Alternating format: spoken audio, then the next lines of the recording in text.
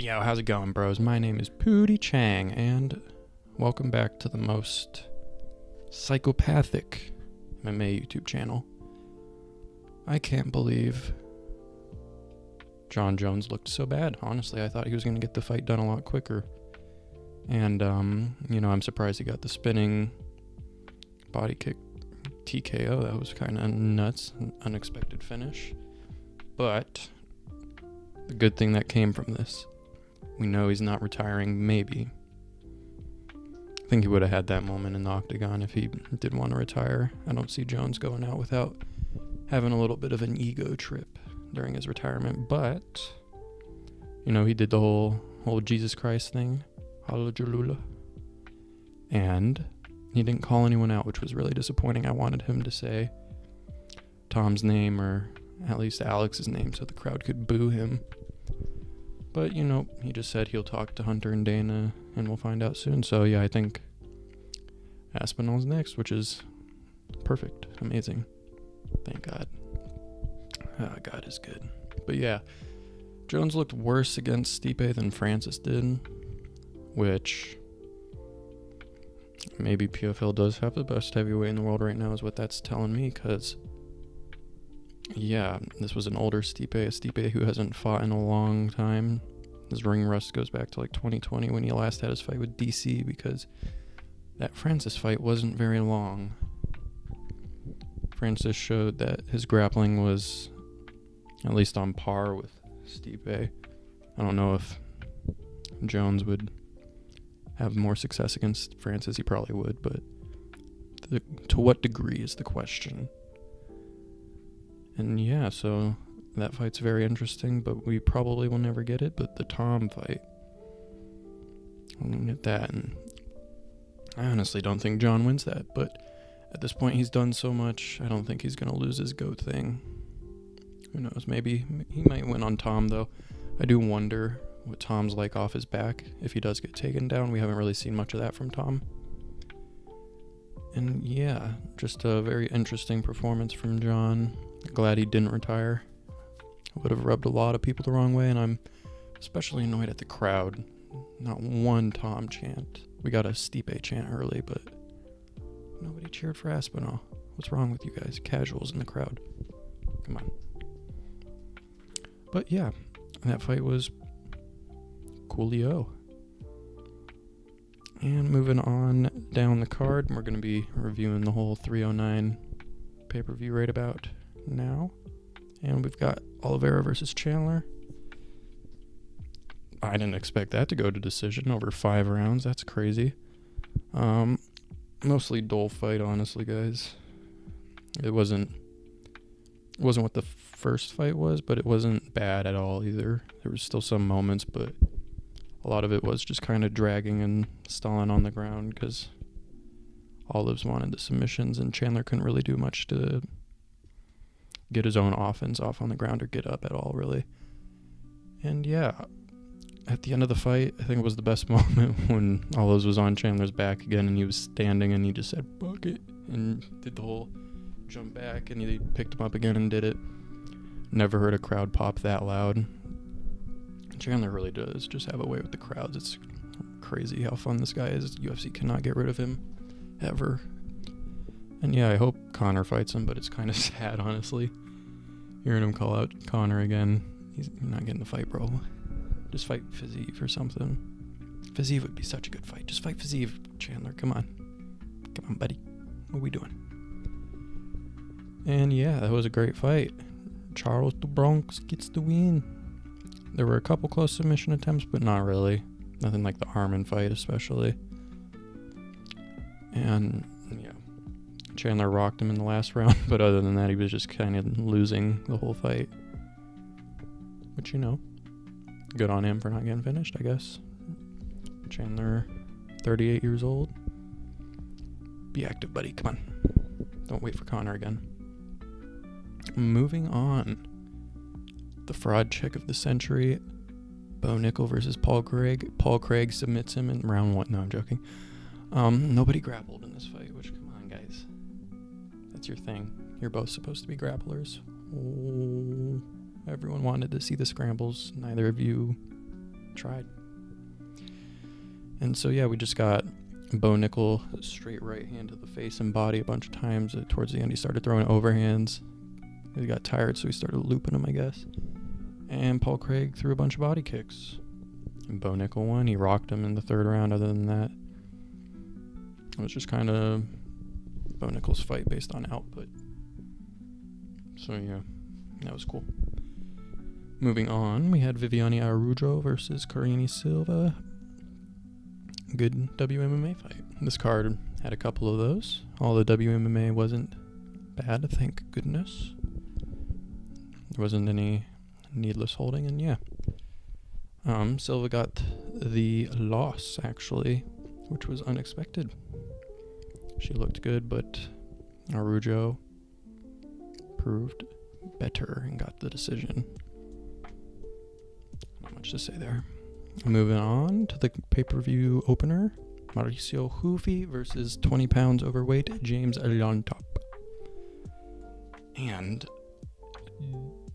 goodness, there's something I've noticed in Ruffy's game. I don't know if I said it in the Fighting Nerds video, but he's a stiff boy out there.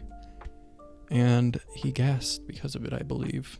He throws everything very hard.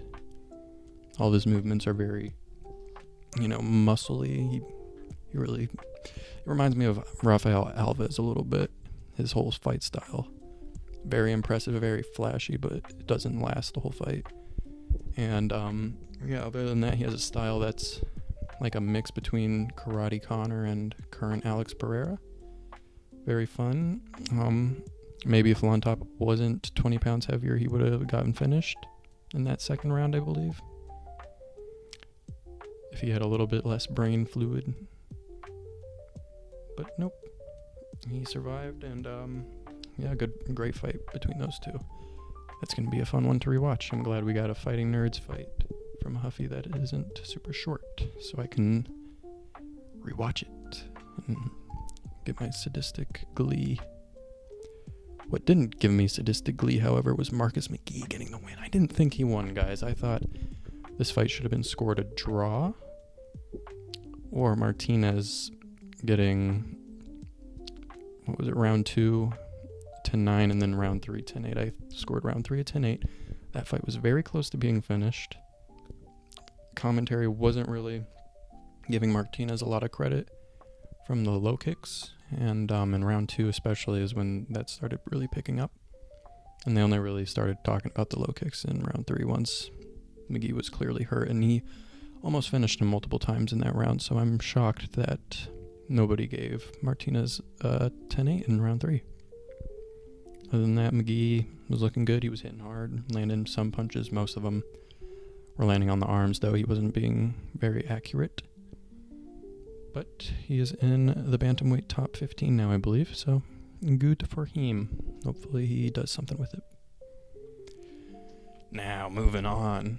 Jim fucking Miller. He gets it done. Round 1 submission. Easy work. Who doubted him? Who made him an underdog? Retired this fool, I don't want to be too mean, but retired this fool Damon Jackson. And yeah, Jim Miller getting it done for the culture. Love this man. Keep him fighting. He says he wants to fight until he gets 50 fights. Let him. This guy is all action. So fun. And yeah, Damon retired. I wish him well. Off to bigger and better things, I hope. Moving on to the fight of the night, Roberto Romero versus David Onama. Holy cow. What a war. Amazing. Give me a nice clap on the hands for both these guys. Amazing. Where do I even start that? Oh my gosh, if there's one fight from this card to rewatch, it's this one. I know there's the big Charles Oliveira, Michael Chandler fight. Maybe Fighting Nerd, Mauricio Huffy got your interest. This is the fight to watch. Roberto Romero went in there as a huge underdog, the second biggest on the card for some reason. I was shocked when I saw that because I looked at the kid's record. He's not horrible, especially compared to Onama. But, he still lost. And, this fight was just perfection. Beautiful. Never fire David Onama, UFC. This guy is gold. every fight he's in, pretty much. From what I can remember, that Landwehr fight specifically comes to mind. I'm sure a lot of you know about that one. Just awesome. This guy is great. I believe he's fighting again on the next pay-per-view. Don't know if that fight's still going ahead after this one, but yeah, props to both these guys. They better have gotten fight of the night. 50 G's for both of them. Give Romero another fight with a full camp. Let's see what this kid can do, because I believe he's only 26. And yeah, dude came to fight, which is what we need in the UFC. We need that type of person. And moving on to the Chubby Chubsters, Marcin Tybura has fraud checked yet another fat heavyweight. Did this one go to decision?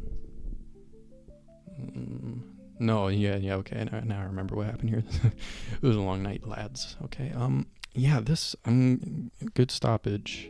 Dude had 2 cuts on both of his eyelids. His nose was cut. I think he had one under the eye, but the eyelid cuts. You can't let that go on. That is too dangerous. If the eyelid splits, the eye is gonna have issues. And yeah, as soon as I saw there was 2 cuts on the eyelids, I knew it was over. Even at the end of the round, the referee didn't really prevent this, but his corner just picks him up off the ground because he's so concussed and he gets up all wobbly. But yeah, bro had 2 cuts on his eyelids. You can't have that. That is too dangerous. My bloodlust is high, but it's not that high. I wish Denny's a good recovery. Man cannot grapple for anything. Imagine getting exposed on the ground by Marcin Tybura. Heavyweights. What more is there to say? Moving on. Ramiz Brahimaj versus Mickey Gall. Allah Akbar. Allah Akbar. He got the knockout. No one saw that coming, really. The kid has a lot of submissions on his record. I think only submissions, if I remember my research properly. And yeah. Crazy. Mickey Gall. Ugh, what is wrong with this kid? Fire him. Fire him. Yeah, what is there to say? He's 7-7 now. Mickey Gall was actually looking decent on the feet at the start, but dude. Ugh. Brahimaj is going to get exposed in the future. And Mickey Gall should be out of here. Excuse me. Oof. Those late night burps. Anyway, next up was Alban Elliott versus Basil Hafiz. This was another decision. Wait, no, it wasn't. Basil got knocked out, didn't he? Hold on. He did in round 3. Mason. What was it? It was a punch, I believe. Yeah, it was a punch. Yeah, Basil looked kind of ass in that fight. I should have seen it coming, but I was relying on a split decision. It looked like it might have been heading that way. If judges were a little slow, they would have given it to Hafez. Elliott wanted to spend a lot of this fight at distance, and I was surprised to see him get the finish because he looked not willing to really engage with Hafez. He just wanted to pick his shots, kind of spar a little bit. Even he said it in the post-fight. I think commentary said it really was just a spar from Elliott until it wasn't. And this is another guy I believe will get fraud checked, much like Brahimaj. Alhamdulillah. Al-Akbar. And yeah. Good for him getting the win. It was a nice little impressive thing. I look forward to seeing what he will go on to do. Maybe he'll prove me wrong. I hope he does. And before that, Eduarda Miura versus Veronica Hardy. Let's go, Miura. That's my girl. She got the victory. Great fight for women's MMA. The first round was good. Second round wasn't as good. Third round was all right. Not as good as a fight as I'm saying it was now that I'm remembering it, but yeah, still pretty sick. Miura gets the win. And yeah, just Chris Weidman fight got canceled. That's all I really got to say about the rest of the card. And overall, fun little pay-per-view. Yeah. It was like probably a 7 out of 10, maybe a 6.5. Not the best of the year for sure. Last one was probably the second best of the year, Ilya versus Max, and then 300 was probably number one so far. I don't think that's getting beaten. That would be pretty impossible. But yeah, fun little fight night. Got a good war in Onama versus, what's his face, Roberto Romero. And then Huffy versus Lontop turned into more of a war once Huffy started gassing in round 3. Just throwing everything so hard. I really worry about that with his stiffness. He's been KO'd in the past, and I think he's susceptible to that kind of thing against the right opponent. Huffy's definitely got a lot to work on in his game. I don't really buy into him being the best fighting nerd. We hear that said, but I don't know. I think it's either Kyle Bahalio or Gene Silva that's going to go on to be the best. And yeah, I hope we get more fighting nerds because these guys are awesome. Straight up. But y'all let me know what you think. I'm out of here. See ya. Bro, fist bros.